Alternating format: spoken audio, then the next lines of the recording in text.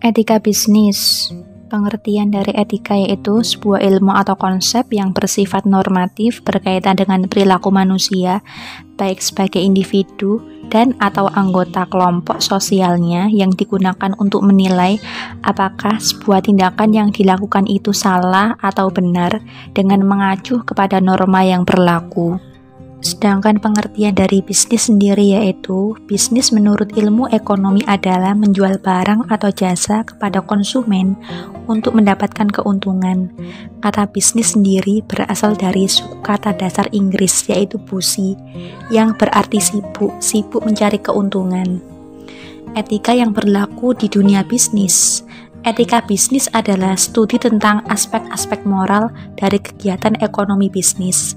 Pengertian etika bisnis dapat dibedakan menjadi 3, yaitu secara makro, meso, dan mikro. Secara makro yaitu bisa jadi secara keseluruhan, dilihat dari segi keseluruhan atau secara besar. Etika bisnis mempelajari aspek-aspek moral dari sistem ekonomi secara keseluruhan. Yang kedua yaitu secara meso. Etika bisnis ini mempelajari masalah-masalah etis di bidang organisasi. Dan yang ketiga yaitu secara mikro. Etika bisnis difokuskan pada hubungan individu dengan ekonomi dan bisnis saja. Masalah etika bisnis. Masalah etika dalam bisnis dapat diklasifikasikan ke dalam 5 kategori. Yang pertama, suap. Suap adalah tindakan berupa menawarkan, memberi, menerima atau meminta sesuatu yang berharga dengan tujuan mempengaruhi tindakan seorang pejabat dalam melaksanakan kewajiban publik. Suap dimaksudkan untuk memanipulasi seseorang dengan membeli pengaruh. Pembelian itu dapat dilakukan baik dengan membayarkan sejumlah uang atau barang dan jasa maupun pembayaran kembali setelah transaksi terlaksana, termasuk juga pemberian janji-janji untuk memberikan sesuatu. Kedua, paksaan. Paksaan adalah tekanan, batasan, dorongan dengan paksa atau dengan menggunakan jabatan atau ancaman. Paksaan dapat berupa ancaman untuk mempersulit kenaikan jabatan, pemecatan, atau penolakan industri terhadap seorang individu. Ketiga, ada penipuan. Penipuan ini tindakan memperdaya, menyesatkan, yang disengaja dengan mengucapkan atau melakukan kebohongan. Keempat, pencurian. Pencurian merupakan tindakan mengambil sesuatu yang bukan hak kita atau mengambil properti milik orang lain tanpa persetujuan pemiliknya. Properti tersebut dapat berupa properti fisik atau konseptual. Yang terakhir, diskriminasi tidak jelas. Diskriminasi tidak jelas ini suatu perlakuan tidak adil atau penolakan terhadap orang-orang tertentu yang disebabkan oleh ras, jenis kelamin, kewarganegaraan, atau agama. Suatu kegagalan untuk memperlakukan semua orang dengan setara tanpa adanya perbedaan yang beralasan antara mereka yang disukai dan tidak. Prinsip etika bisnis.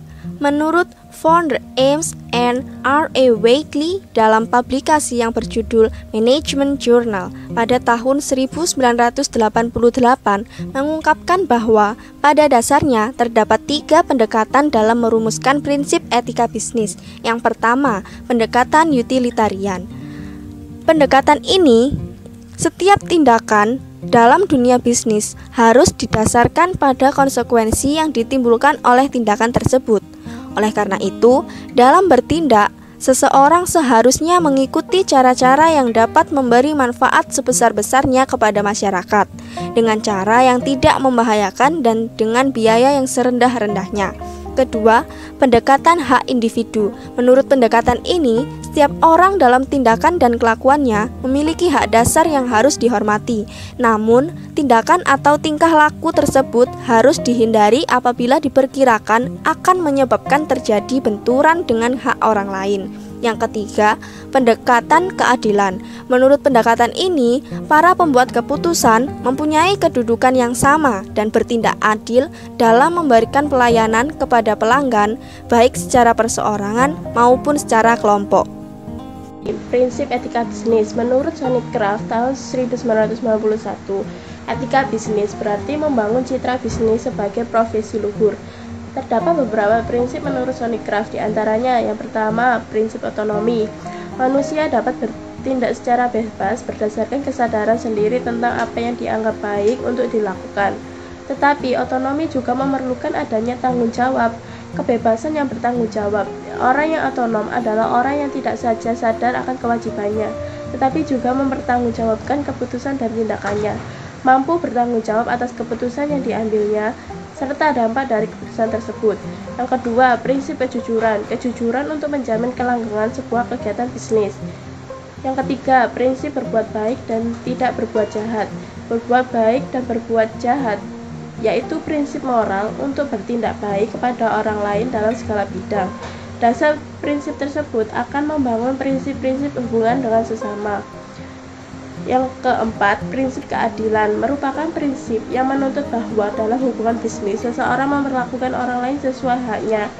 Di dalam prinsip, keseimbangan antara hak dan kewajiban menjadi bagian yang terpenting dalam bisnis. Yang kelima, prinsip hormat pada diri sendiri. Prinsip menghargai diri sendiri.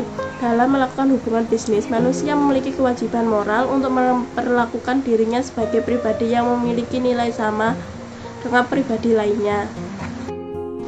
Hal yang perlu diperhatikan, yang pertama pengendalian diri, yang kedua pengembangan tanggung jawab sosial, yang ketiga mempertahankan jati diri, yang keempat menciptakan persaingan yang sehat, yang kelima menerapkan konsep-konsep pembangunan berkelanjutan, yang keenam menghindari sifat 5K, yaitu kata balance, kong kali kong, koneksi, kolusi, dan komisi. Yang ketujuh mampu menyatakan yang benar itu benar.